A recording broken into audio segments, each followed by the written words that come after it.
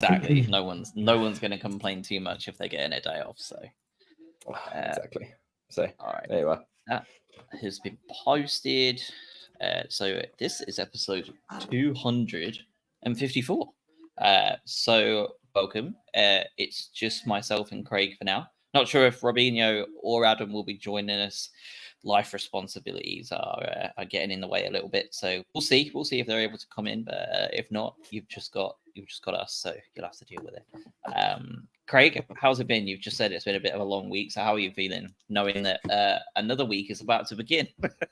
Yeah, brilliant. It never stops, does it? But yeah, good. Thank you. It's a long week. Although it feels like these are coming like thick and fast at the moment. I feel like we're on a regular schedule again without these 3 games a week. But yeah, I'm good. Thank you. How about yourself? Everything all right?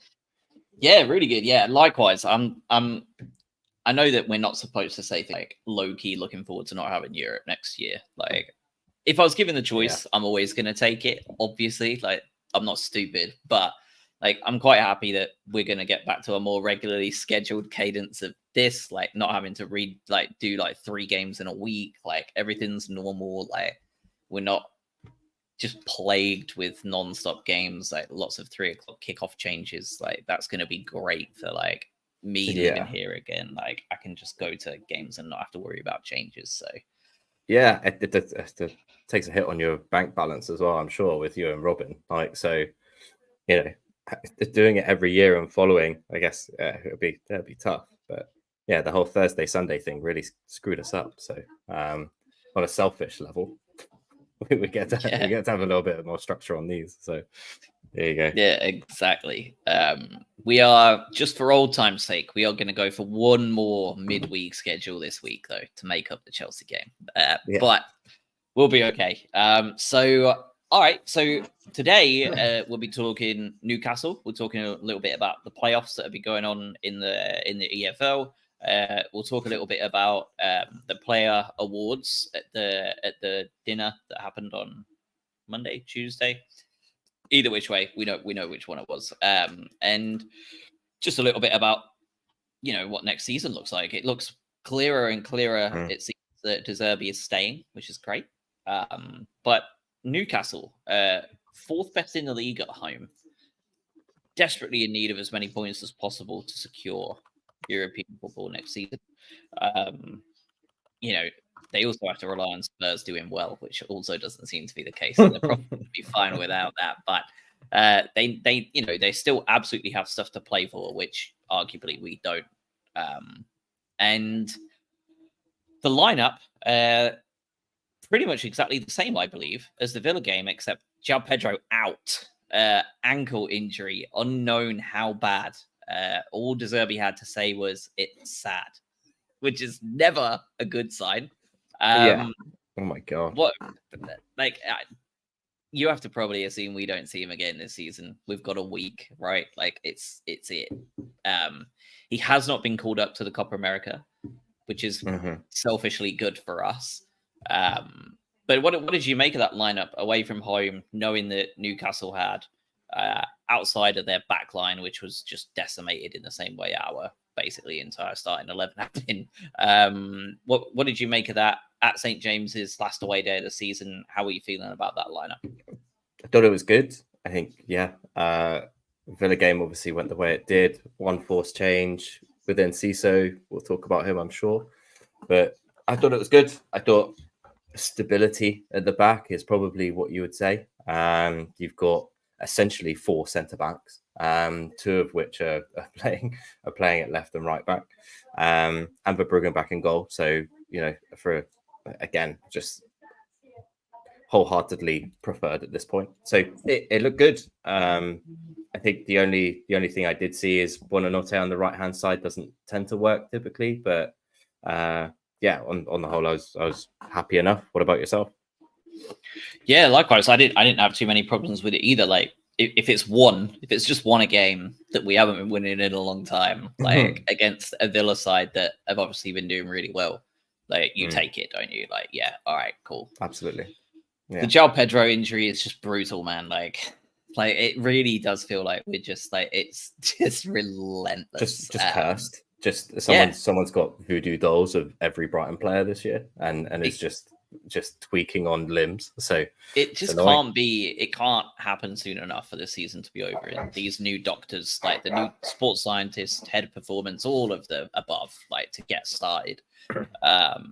Like I don't know if they're going to be successful at making the changes we need, but like God, please, like even just 50% more effective would like be a dramatic improvement on the season we've had so far. So yeah, I was happy with the lineup. I thought it looked good. I was happy to see Enciso start because, you know, we've been talking about it a little bit over the course of the last couple of weeks. Like, is he fit? Is he not? Like, what's going on here? Like, he should be starting every game if he's ready. Like, what's the situation? Well, it was great to see him start.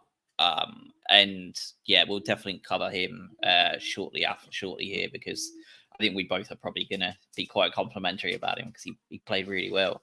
But honestly, it felt a little bit like, for me, it was like I felt like I was just counting down the minutes until we inevitably conceded. we played Newcastle at St. James's late last season, and they absolutely demolished us with our rotation that we had going on and injuries as well. They're on a bit of a run, fourth best team at home in the entire Premier League. I thought, oh shit, like here we go. Were you surprised at how poor, frankly, across 90 minutes Newcastle were yesterday? Holding them to the standards that you expect, yes, right? I still think they're a good team. I still think it could have gone either way yesterday with us playing. But obviously you hold them to a higher bar now than you would 2 seasons ago, just because of the money, because of I guess the additional attention that they do get, and the players that they've brought in, of course. So you do expect them to be that sort of top 4, 5, 6 and be a very consistent team. But it just looks like similar to us that they've got injuries, right? And they're also running on empty at this point too. I know they sort of bowed out early in European stuff, but it just looks like everyone is just exhausted at the end of this season.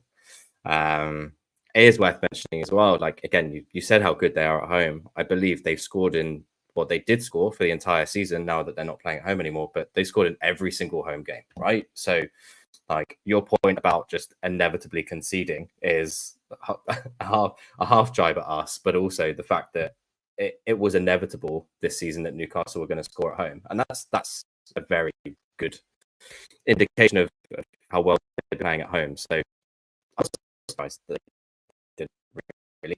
But you know, we did well in managing the game, I think. But yeah, it didn't start well. Yeah, it really didn't. But yeah, I thought they were quite poor throughout. Like I thought that they were, like you said, they were running on empty. They looked tired. They looked like they weren't that bothered, really. They looked like the team that didn't have much to play for, and obviously they did. But quite interesting. 18 minutes into the game, a thing that we've struggled with all season long, and De Zerbi was even quite happy to talk about it at the fan forum, right? That he's not happy with the way we perform at set pieces at either end of the pitch. So naturally, 2 weeks after that, away at St. James's Park with an incredibly tall back line, we go ahead and score a set piece to kick off. And it was the pretty consistently inconsistent.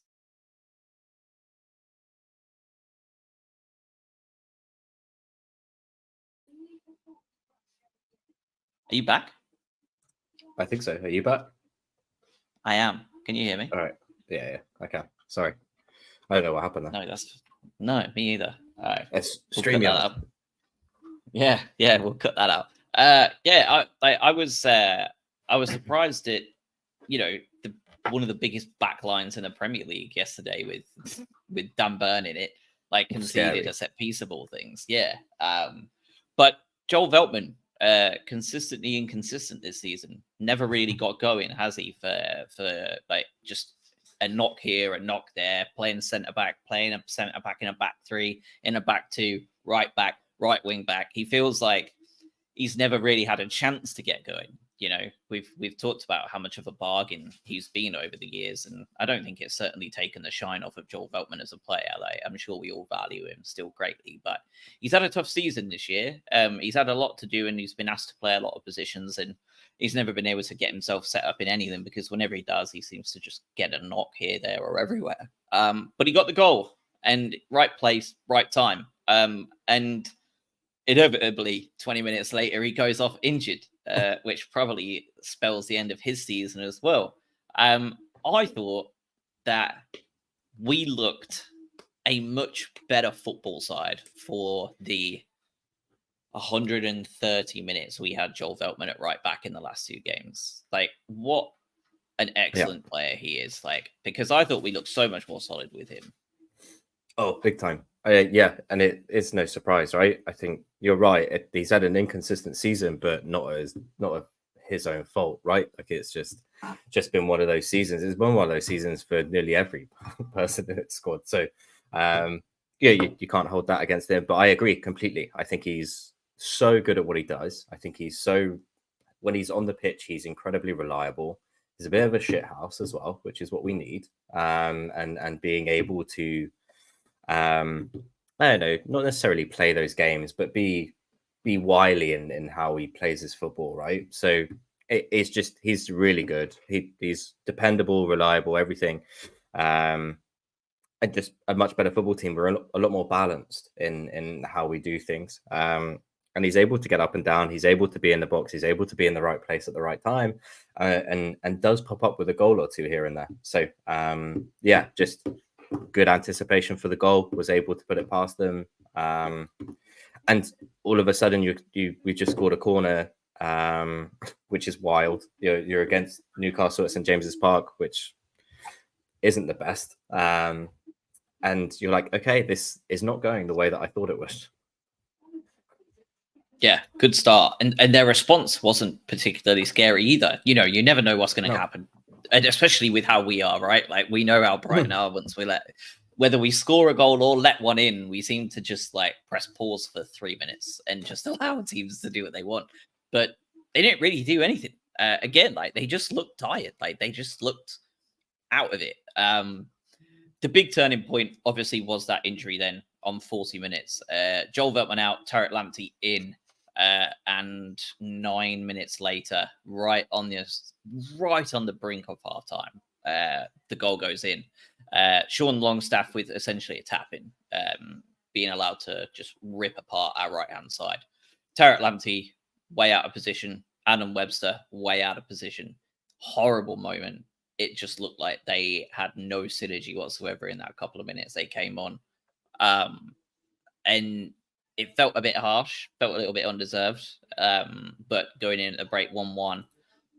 What did you make of Tariq Lamptey's performance, and what have you made of his performance this season? Because I've got some critiques of Tariq.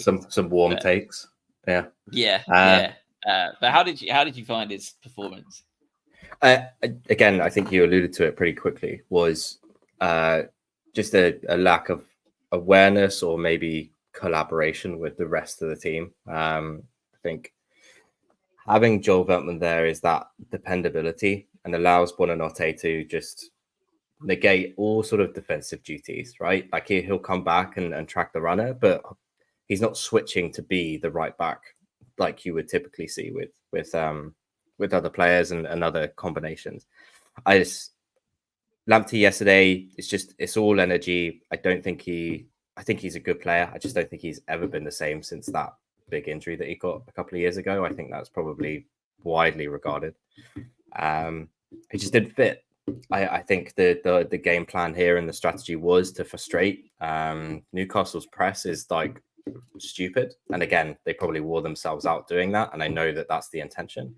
But yeah, it's Newcastle's whole game plan is to press. Veltman is a lot better on the ball and with the ball at his feet than Lamptey is. And you lose that when Veltman goes off. Lamptey not really comfortable in laying those passes back or doing those tricky little triangles. And he's very much about find the space and run into said space. And that wasn't there for him. I feel bad for him, really, but also It wasn't the best performance. I don't think this season he really got going either. And again, I don't think you can really begrudge him with the injuries and the amount of injuries that we've had and the amount of rotation that we've had to have. That it's really a clear indication of his quality. But what are your thoughts on Lamptey? Yeah, I think he's, for me, like he's one of the first ones on the offload list for me. And I wouldn't even necessarily sell him. Like I would have a conversation with him and just be like, look, like it ain't working. Like what you were isn't what you're capable of being now. And I fully agree with you. That big injury, like the surgery he had, I mean, he was outpaced by Gordon several times yesterday. Like that, Tariq Lamptey pre-surgery doesn't get outpaced by anybody. I remember him like beating prime Jamie Vardy in a foot race, like comfortably beating him. Like, like not even close. Yeah, like that's not the Tariq Lamptey we have anymore. Like for me, like if he wants to be permanently, I'm still happy to let him go. But he's 23. Like if that's me, I'm like, you're going on loan to a championship club.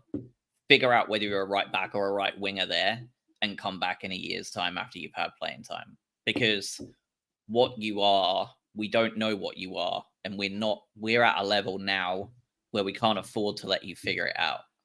Like, 'cause if we do, we concede silly goals like this. Like, we just can't.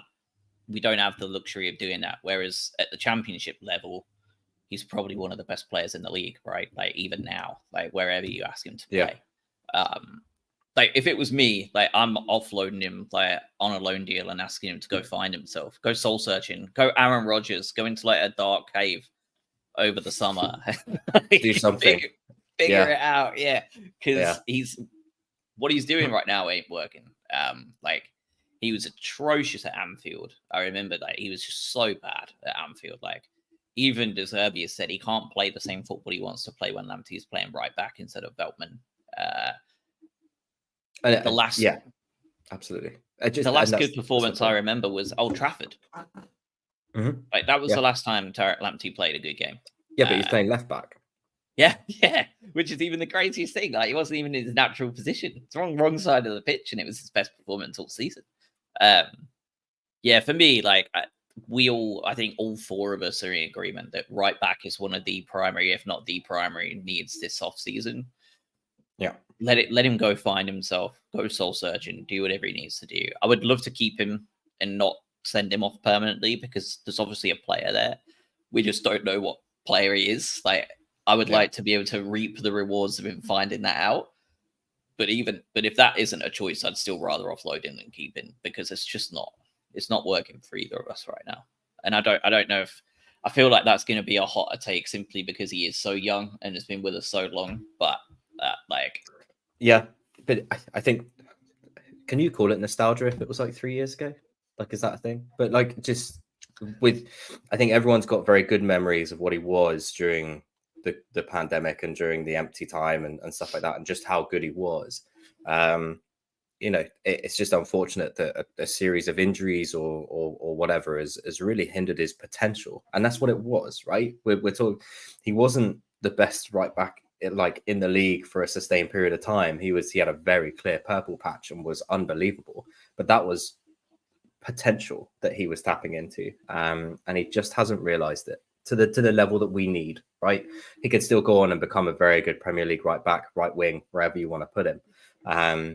But like you said, he doesn't fit into the system. If he's not a right back, then he's a right mid, and we have right mids, and we could probably go and search for a better right mid. So if you don't want to play him at left back, fine, but we need a better left back anyway, because we're at this level now where we're expecting, top 10, right? That's always not the expectation, but that's the goal every year now, right? So and I don't think Lamptey gives you a top 10 finish in the Premier League, and that's again not something anyone wants to hear, because I love the guy and I think he's very good, but he needs to prove something. So a loan out abroad, a loan out to the Championship, something like that, where he can go and, like you said, soul search, find himself, find his position, and find what he's playing for.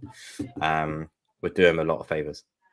I mean, there was rumors, wasn't there, last summer that he was going to go to Sporting? I think it wasn't it Sporting Lisbon for a while?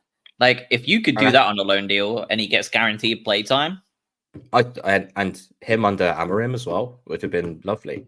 right? But again, I think if it was permanent, we would have been like, why did we do that? So it's that sort of damned if you do, damned if you don't, right? If we let him go permanently, we go, that's the right choice. Then he goes and breaks the Portuguese Premier Division, and you're like, why did we let him go? So there's always going to be a loser in any transaction, but we'll see. I'd love to see him go on loan. Yeah, I would too. Halftime comes around, you never know what's coming in that second half. But actually, it was just more of the same, really.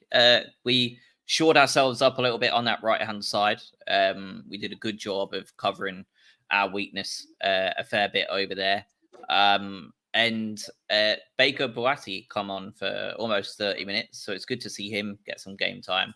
Clearly a winger that De Zerbi likes, because he's been in the squad a lot, and he's came on a fair few times as well, which, you know, like, he's just such a random player, isn't he? I think he's came on 5 times on the subs bench, only for 37 minutes of football, but he's clearly a valued, like, kind of youngster to be coming on. So be interesting to see what he does in preseason, or if he's probably part of our loan army, you would assume, if he's gonna go out and probably go to like a championship team or something like that. But yeah, I thought the second half was very much more of the same.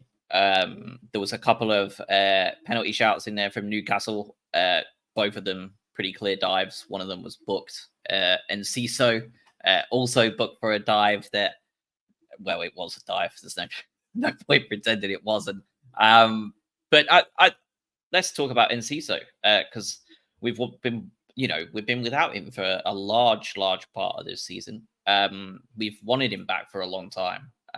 He's finally back, and yesterday I thought he played really well. 5 shots, 2 of those on target. If there was going to be something go on, it looked like Enciso was going to be the guy. Only Pascal Gross had more key passes. You kind of just like throw that as an aside at this point. Like, of course, Pascal Gross has the most key passes.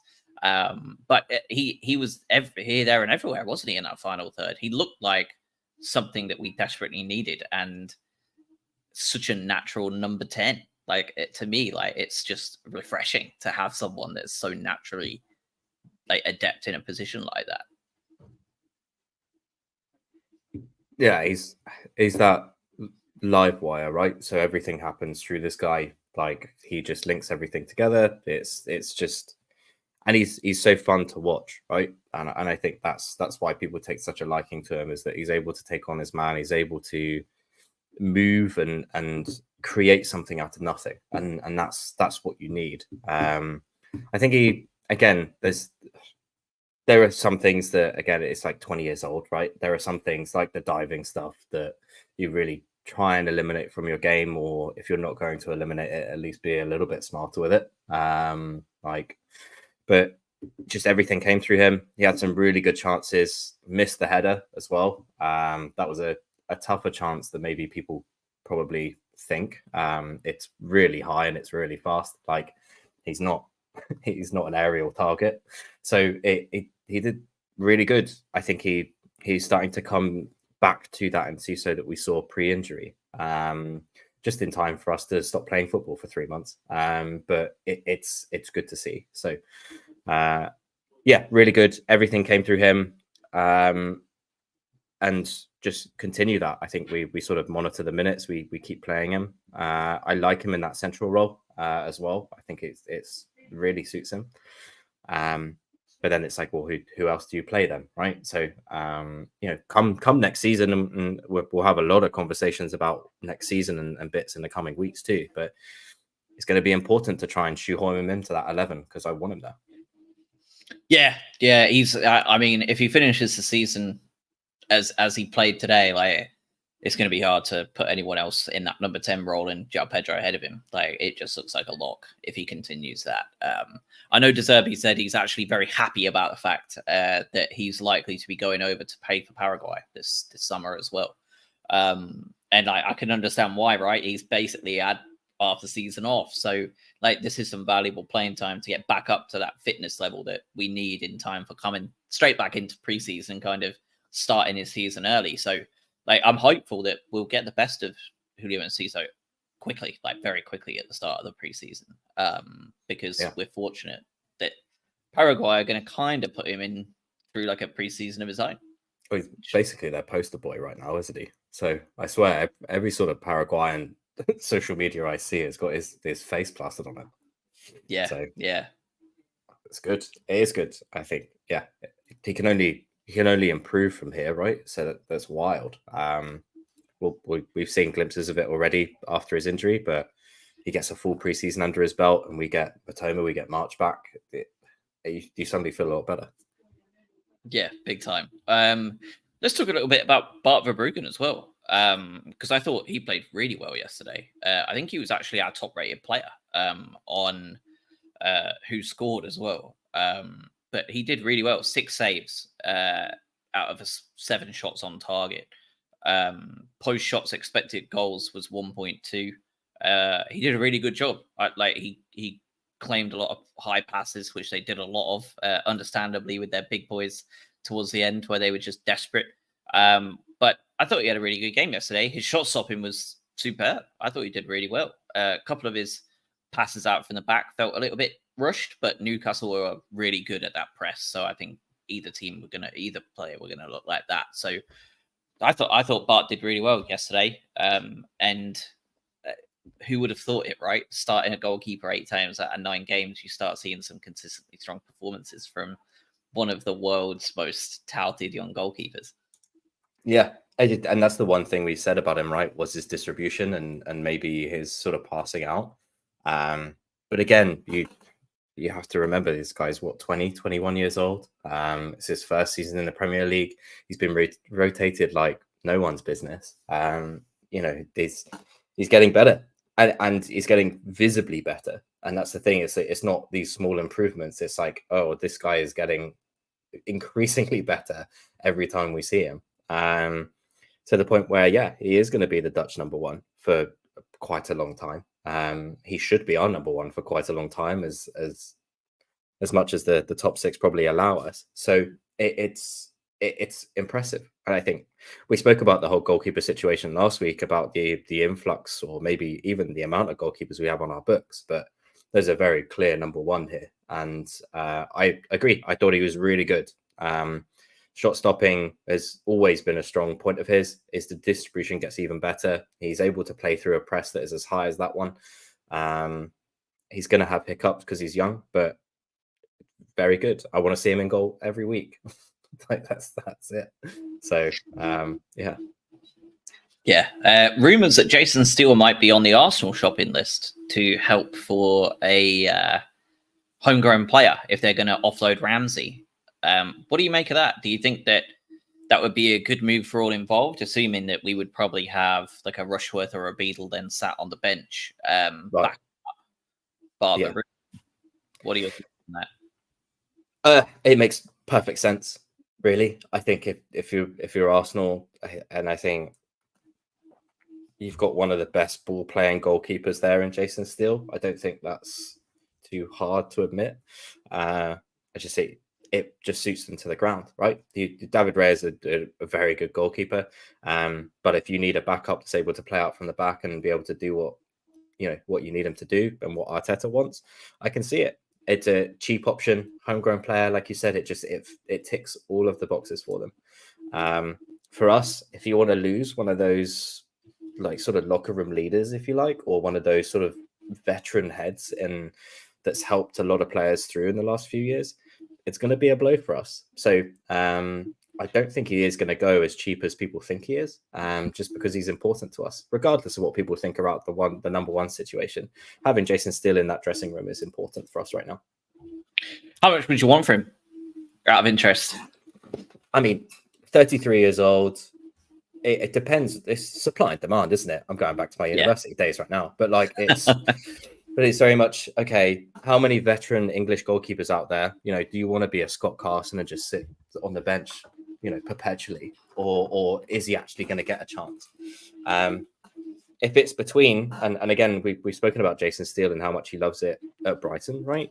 If he's going to sit on the bench here, if he's going to sit on the bench at Arsenal, like, what would you prefer, right? A lot of it is determined by the player. If he wants to go, that drives the price down. But I'm saying, and again, I'm just spitballing. People can just shoot at me if they like, but it's like But you're asking 33 years old English goalkeeper. You're looking at 5 to 10 mil, right? And that's where my head is originally going. If you're thinking you're going to get any more than 10 million, I think you're probably mistaken. So, and I think I'm probably being optimistic there as well. But he's important to us, so we do need to get something substantial out of it. What do you think? Yeah, do you know, like, if you are optimistic, then you're optimistic, because that was the exact bracket I had in my head too, 5 to 10 million quid. Like, I think that's entirely fair. The idea 2-3 years ago that you'd be selling Jason Steele for 5 to 10 million pound at 33 years old, by the way, yeah, like, absolutely. Like, we have a deluge of great young goalkeepers on our books. Like, yeah, no question about it. Like, if that gives him a chance to be a cup goalkeeper again, just a cup goalkeeper again, and win a trophy, like win some silverware, like, my God, does Jason Steele deserve a medal? Like, and like you go from Sunderland till I die to that. Like, you can't begrudge any sort of trajectory like that. So, and that's where I sit, right? It's like, if he wants to go, and there is obviously an increased chance of trophies there, and I would completely understand the move, completely understand it. But we also are aware that he's a complete family man, and he's got all his family here too. But it's not a bad drive up there. I was going to say, it's up the road, isn't it? Really, like, it's not like he's going up to Manchester. Yeah, true. Like, if he wants it, if Arsenal want it, and we get a decent sum, a respectable sum, I should say, then I wouldn't have any bad words at all about it. Yeah, I totally agree. Interesting idea is that De Zerbi doesn't have a plan B, or he's not able to play pragmatically. It's been a huge issue of contention across Brighton social media over the last couple of weeks, especially, right? Like, where we've been having our ass handed to us, really, like, over the course of a couple of weeks. Villa, 52.5% possession, 86% pass success rate. Newcastle, we had 43% possession, 84% pass success rate. Totally different to what you expect the De Zerbi way to be. 4 points from 6 against 2 top 6 sides. Do you think that this is showing that there is a plan B or a pragmatic side to Roberto De Zerbi? This is a plan B. I think what you're seeing in the last 2 games is not a direct shot, but I think it's something that he feels is necessary to do, because he's been very vocal in saying how he can't play how he wants to play right now. So I think what you saw against Villa, what you saw against Newcastle, was pump it up to the target man and then get it over to the wing after that, right? None of that sort of triangles in the middle and try and break through the first and second thirds. Just whack it straight up there, win the first ball, and hound it. And to some degree, it works, because you take a route that the other team isn't expecting, right? It's the element of surprise there. But I do think we're seeing it right now. We're playing in a different way, where we're sacrificing possession for chances, and that's something that De Zerbi doesn't typically do. So, what about you? What did you see? Is this a plan B, or is this just are we just winging it right now? No, I agree. I think it definitely is a plan B. Like, I think it shows with the fullback choice, right? Like, so defensive and pragmatic. Like, it's okay. Like, here's the way we're going to play. I think that there's definitely been a mentality shift somewhere in the last couple of weeks. We talked about this: is he going? Isn't he going? The shots across the bow from both management and the board, right? Like, nobody was like totally like innocent in all of this. There was a lot of back and forth. But something has happened in the last couple of weeks that mentality-wise seems to have uplifted the squad and kind of refreshed and refocused. And then, yeah, I think what you're seeing is, as you say, like, Bart Verbruggen played 39 passes yesterday. 29 of them were long balls. I mean, that's all you need to see. Like, that one stat alone tells me that we could have wrapped this up in 5 seconds, couldn't we? We could have just said that and moved on. Because, I mean, that's just an incredible statistic. I'm sure anyone listening to that will just be like, well, there you go. There's your plan B proof. Like, that to me is all you need to see. And I think, as you say, like, it's hump the ball up and play for the second ball. And I think that's where Enciso shone so well yesterday, and Adingra shone so well yesterday. They were superb. And probably where Buonanotte showed that on the right side is not where we want him to be. Like, we talk about natural number 10s, like, the main times I'm impressed with Facundo is where he does play in that 10 role. Not sure what that means for him next season. I talked about shoehorning Enciso into the 11, right? But like that 10 or that sort of, I guess, that false 9, shadow striker, whatever you really want to call it, all of the FM terminologies. But like, it's where does Facundo fit into that, right? Because clearly, if you're picking a starting 11 with 0 injuries, Facundo's not getting in that team. And you start talking about, okay, well, where does he fit then? Is he an impact sub? Like, does he really have the requirements to really come in and change a game, or is he someone that grows within a game that we've seen? So there's all of those sort of questions. They're nice problems to have, don't get me wrong, but yeah. And also, you're pumping 29 long balls up to Danny Welbeck, who did his best, right? I think there's a certain admiration for him yesterday, because that was his job, was go and win that ball and bring it down. And if you can, fantastic. And it worked, right? So it's good that we have someone like Danny Welbeck in this team, in this squad. I hope he does sign on for longer, because he's able to do that. He has multiple facets to his game that allows us to play that plan B. Sounds like it's all but done, really. De Zerbi is terrible at keeping his. He's the Tom Holland of football. Like, I think he said in the thing, he was like, "Yeah, I think we're going to keep him. He may have signed it already." Like, okay, all right, cool. Brilliant. Well, if he may have signed it already, then it's not a maybe, is it? Like, he is definitely staying. Like, thanks, Roberto. Like, don't tell him Barber's pulling his hair out somewhere. Like, Jesus Christ. But yeah, I thought overall, I thought we were well worth the point yesterday. Like, if we'd have come away with a 2-1 win, I don't think we'd have even been bad value for it. If we'd have come away with a 2-1 loss, I wouldn't have thought it was too bad a value either. Like, there was a couple of chances they had in that second half. It was very much a 50-50 football game, which is nice to be a part of this late on in the season at the 4th best home team in the league, who are still pushing hard for Champions League football. Simon Adingra as well. Simon Adingra. He's another one that I'm sure we're going to. Well, I'll definitely want to have a long conversation about what are we going to do with Simon Adingra come the end of the season. No point in having it too much now, because who knows what happens between now and next Sunday. Like, God forbid, right? We're cursed enough as it is. But for now, I thought it was excellent yesterday. Again, made some poor decisions here and there, but made some also excellent decisions, and absolutely should have had an assist from that Enciso header, like you said, because that ball was phenomenal, like out of nowhere. Like, no one was expecting it. Totally wrong-footed everybody. I don't know how much he meant of it, to be honest, but it was excellent, and we should have scored, right? Like, there's no doubt. Enciso should be putting that on target at least, and that's an assist for Adingra right there. And I thought he was well worth one. But the key thing for me, and like, probably everyone watching it, is just like, he's a freaking live wire when he's on the left, his natural side. Like, well, he isn't going to start over Mitoma ever. And that's no disrespect to Adingra. That's just a note on how damn good Mitoma is. Like, what does the future hold for Adingra? Is it just a preseason of getting as good at right wing as possible? Because De Zerbi has came out and said that in the latest press conference, it looks like Solly won't even be ready for the start of next season. He hasn't started running yet. So I was talking about yesterday, it's probably going to be like a Halloween thing, right? Like that late October international break, that international break will probably see him come back.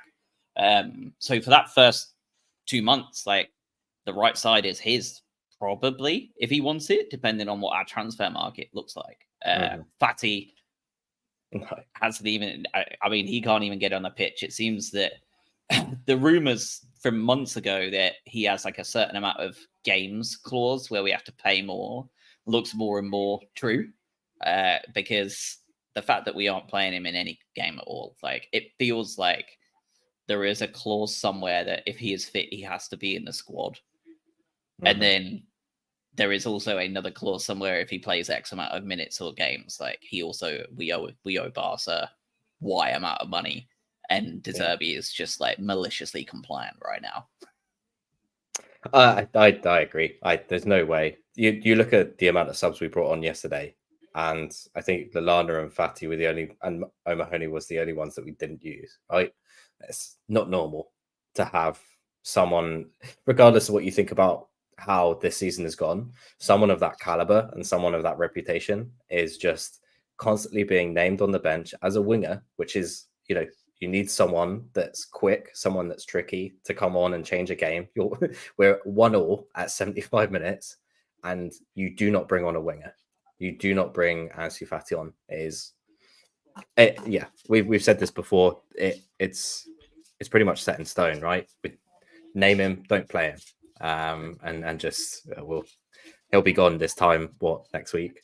Next week, yeah, we'll be kicking off in 15 minutes, so he'll be looking at his clock and he'll be like, just 3 more hours. My flight's booked 10 o'clock tonight. Out of here.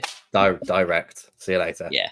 He'll be bringing his suitcases to the Amex, like not even going home, like just bailing the hell. He's got like his Barca shirt underneath the Brighton kit, so like just as soon as he gets to the airport. Yeah, but it's a gamble that didn't work, right? And I think we've said that before. We'll go into more detail in a future pod, but it was worth the gamble for me. 100%. It's just a shame it didn't work. Who knows? And De Zerbi's not going to Barca anyway, so all of those sort of politics and all of those little conspiracies about this being part of a bigger picture was nonsense. Yeah, and ultimately, like, it's been shit for us, but like, it's been worse for him. Right. Yeah. Right? Like, what has this done to him? Like, to us, this was a gamble that didn't work out. Oh well, like, the proof is in the pudding that we can develop youth players throughout for the last 10 years now. Like, we don't need a half a season loan to prove it even further. No. Yeah, there's no question marks over the Albion and our methodology and our identity. For Ansu Fati, like, this has been a blow, right? Like, for his future in general. Like, if you can't do it at Brighton, where can you? Saudi. Yeah. It looks like it's he certainly a possible like death knell on his career. Anyway, because Xavi's staying too, right? And Xavi doesn't like him. That's what got rid of him. Yeah. So, and he's staying now. So, I think you're probably right. Like, I think it may be the Middle East bound. Yeah, if he can swallow the pride a little bit, he could probably go to a mid-table La Liga side if he wants to stay in Spain, right?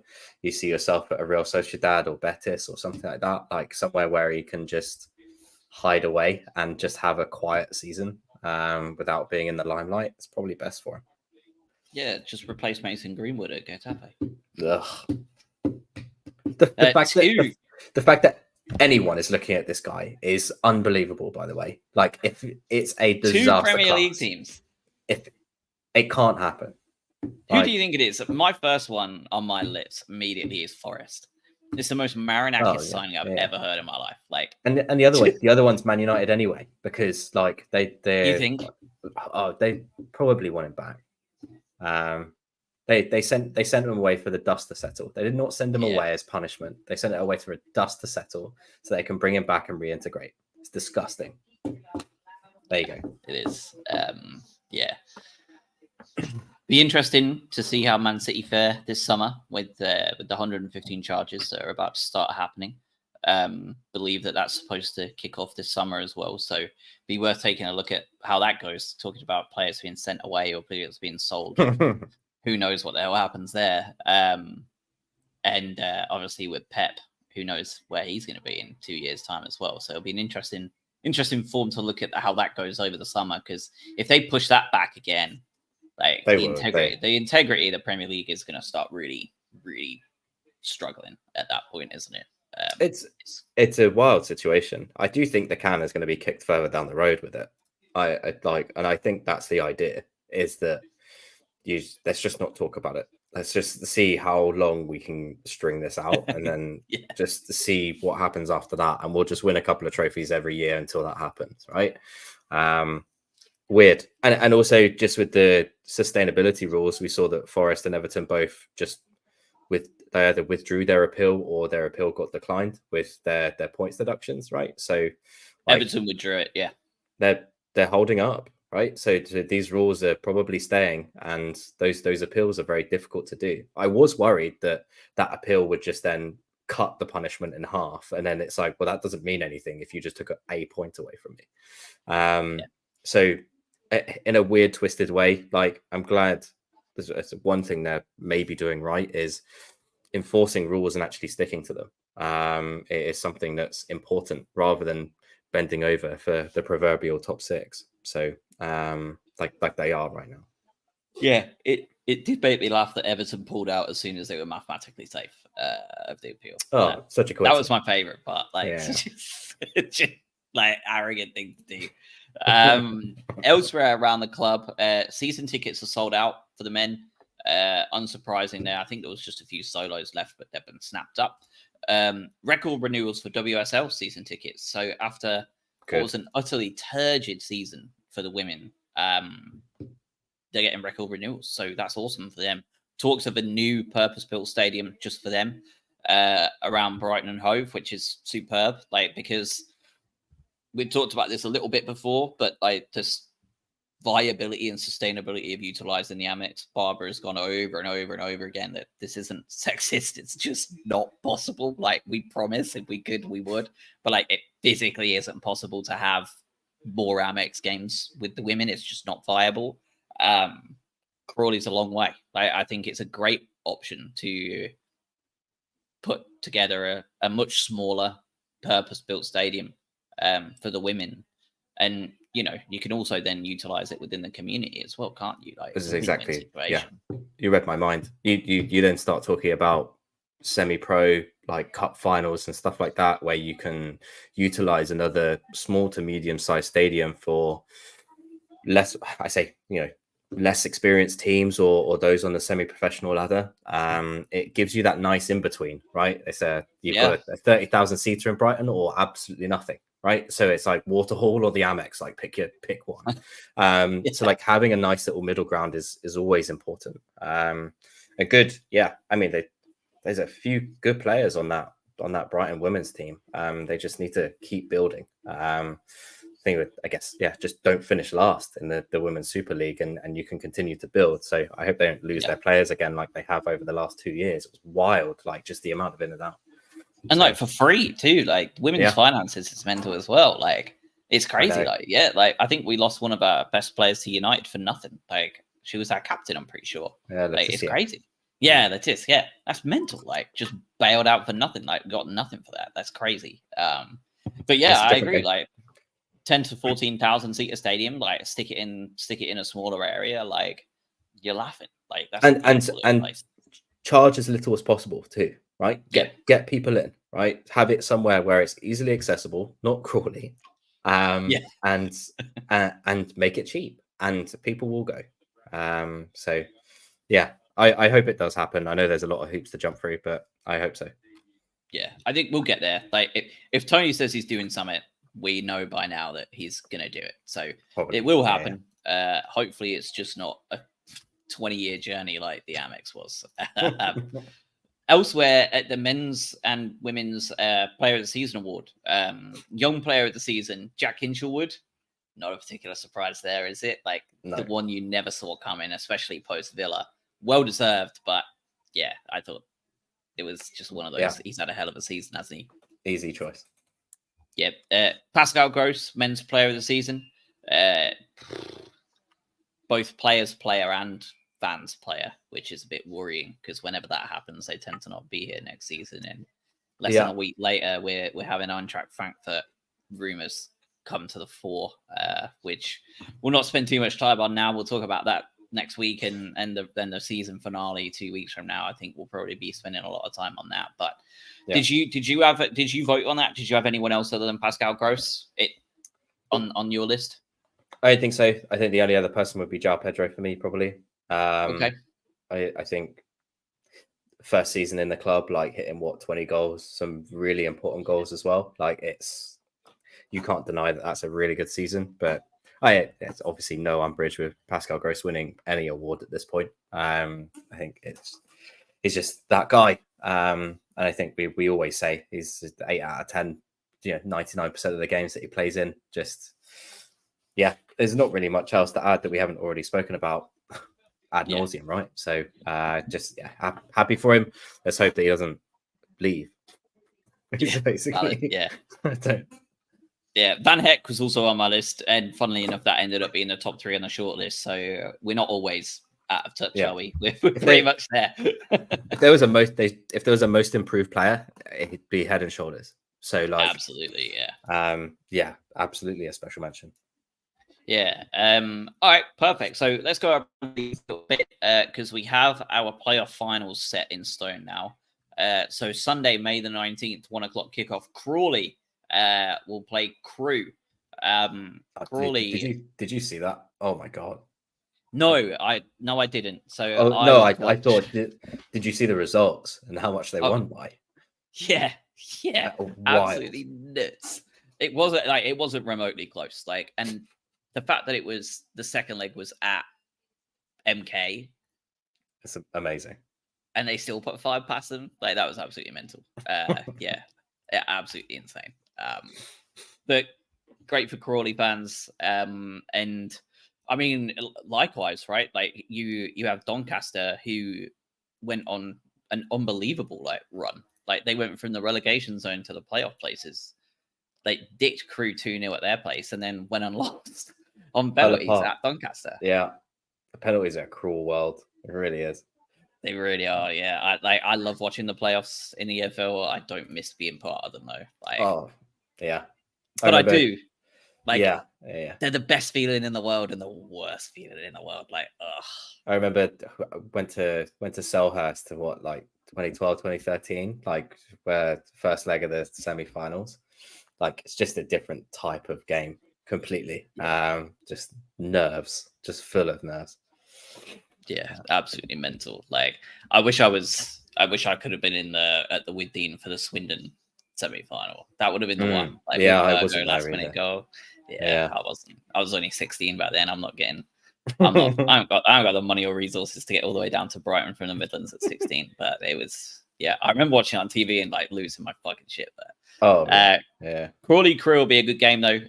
Both played decent football as well. And it will be interesting to see who of those go up. Both of them have plenty of League One experience, so nothing too crazy in terms of new blood. That Crawley turnaround is wild, by the way. I know we talked about Doncaster doing it within a season, but like Crawley last year barely escaped relegation, and are now playing very, very good football. So another Sussex team, like they make their way up. I know they've been in League One before, but they didn't fare too well. But yeah, good for them. It's crazy how fast things can turn around in the English Football League now. Like, it's mental. Like, one season you're down there. I mean, look at us. Like, we did it. Like, on the freaking hub here. Like, we were almost relegated from the Championship, and then the next season we were like back in the playoffs. Crazy. League One's got an interesting playoff final. We've got Oxford, who have not been in the Championship in God knows how long now. Like, long time. Which would be great to have them move up a league to, someone new in the Championship. Yeah. But on the other hand, you've got Bolton, right? Who are like, everybody loves a little bit of Bolton. Like, deep down anyone at our age would have very fond memories. Yeah. And they're playing superb football right now. So that's going to be, I suspect, an incredibly entertaining playoff final between Bolton and Oxford. That one's Saturday, May the 18th at 4:15 for those who want to check it out.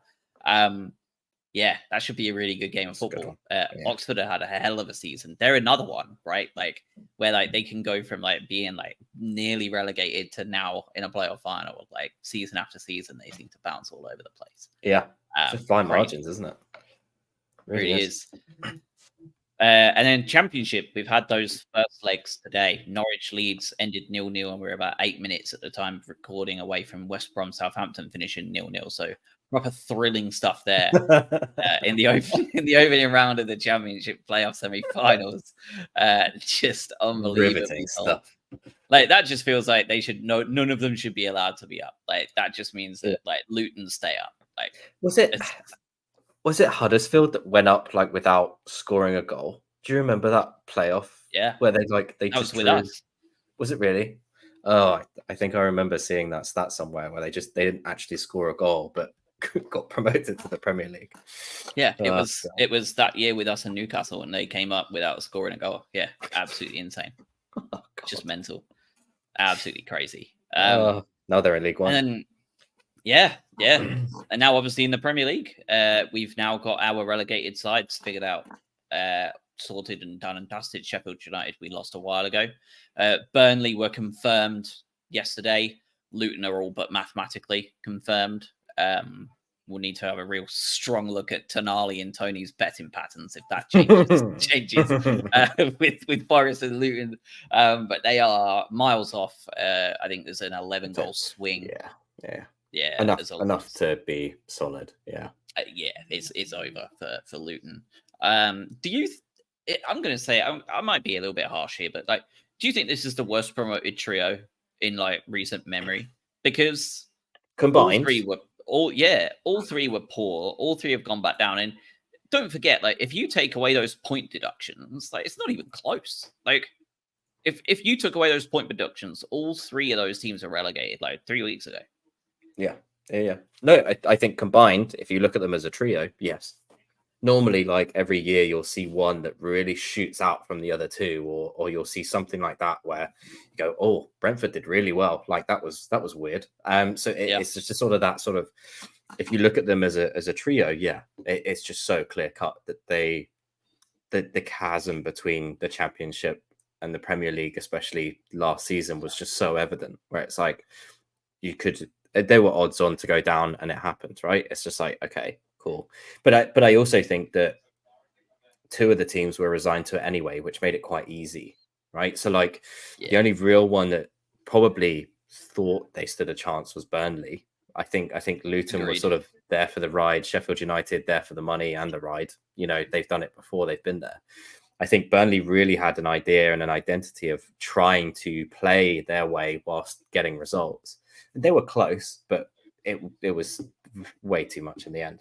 So I do agree. Yeah, I don't think it's going to be that way next season. I think your Ipswich is probably they'll go down, but they'll fight. I think Leicester have got enough money to spend, barring a points deduction that they're already having to. Well, if they're embargoed, like if they're embargoed on top of that, then they're in embargoed. Trouble. Need to sell, points deduction.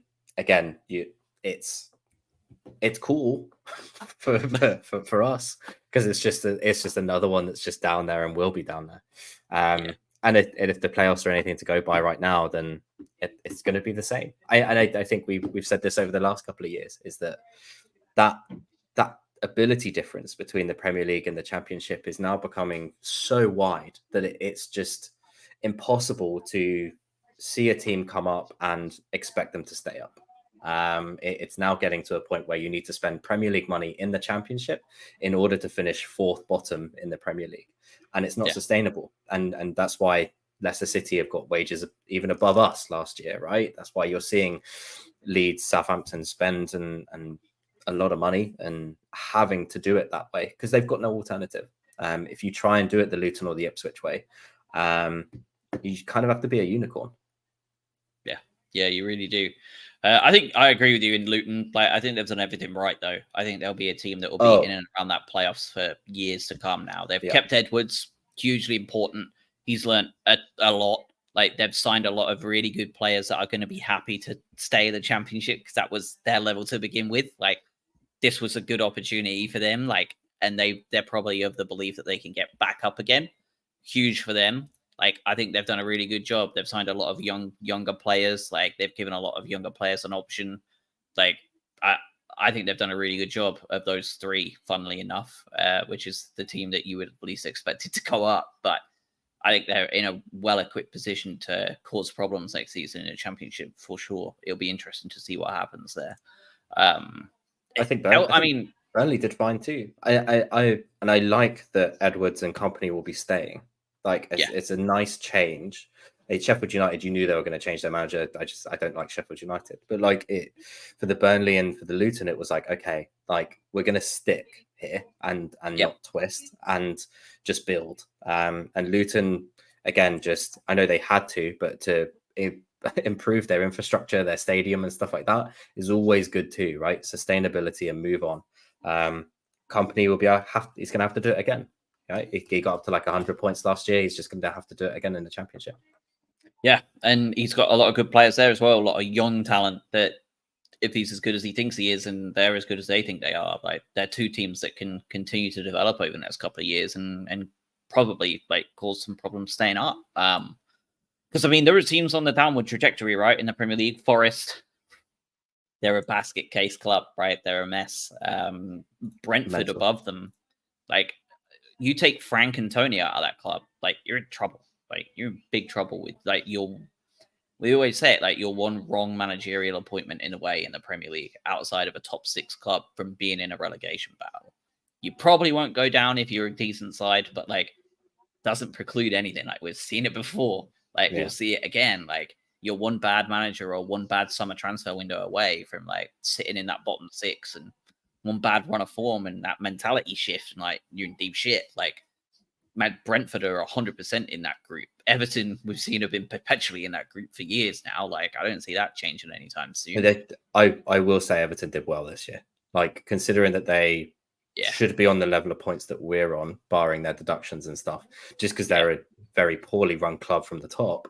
Dyche really turned that around. You expect that from him. You do, you really do. But it could only last so long, right? Like, just like with Burnley, like, there's only so many years Dyche can get you out of jail for if you're as poorly run at the top as Everton are. They will come and get back. Like, it will come and bite you in the arse eventually. And, you know, a lot of their solid players, your Tarkovskis, like your Idrissa Gueys, your Jordan Pickfords, like your Decore's, like, they're all 30 plus. They're all, you know, not going to be here forever. Like, you can't keep relying on these people to get you out of jail. And the younger ones will always leave. Like, Branthwaite has to leave. Like, your Onana there in the middle needs to leave too. So, like, yeah, I mean, if it wasn't for all the big boys looking at him, like, Branthwaite is would be top of my list for Brighton to go after this summer. Yeah. I totally get that we're not even near his ballpark here, but, like, God, like, yeah.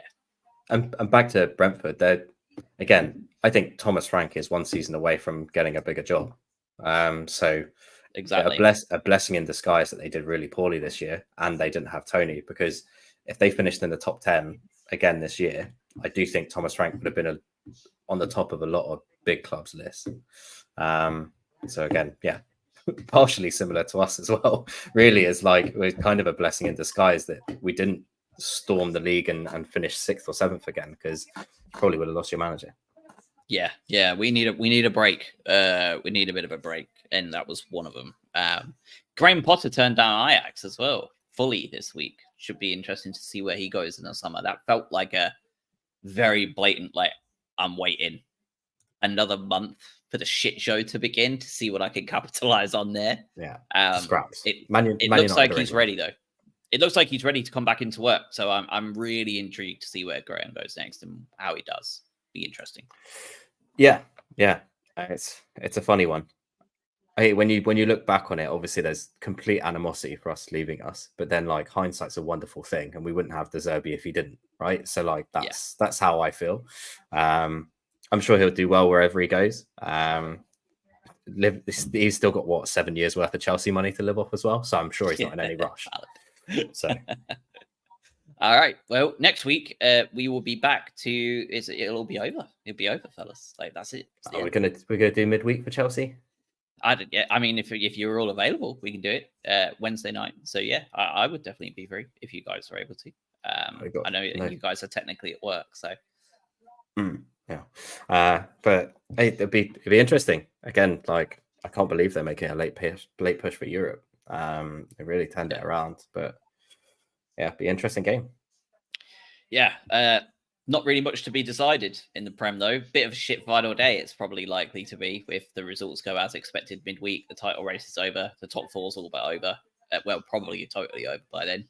Relegation's over. Like, it's all a bit of nothing, which is quite funny, just to hurt Sky's feelings, really, just to ruin their day a little bit. But we will be back next week, possibly midweek for the Chelsea game. Definitely next weekend, obviously, for the finale. So, hopefully a bit more than 2 of us will be able to come in next week. And then after that, we'll be doing the season finale recap, end of season pod on that, whatever that following weekend is, like the 28th or whatever. And that will be us until something hits the fan. People get a break. Yeah. No doubt something will happen in the summer that causes a podcast here or there. if we're as active in the market as we want to be, if the Euros go wild, right? Like we'll throw something together. Do you see Carl Rushworth is a rumor for it? Yeah. Like that's very un-Southgate though. Like I don't see it happening. No. I mean, I don't know if I just picked up some 15-year-old's rumor on Twitter, but I've seen it too. Yeah. Interesting. But there you are. All right. Well, have a good rest of your week. We will speak either midweek or next weekend, and have a good one. Love it.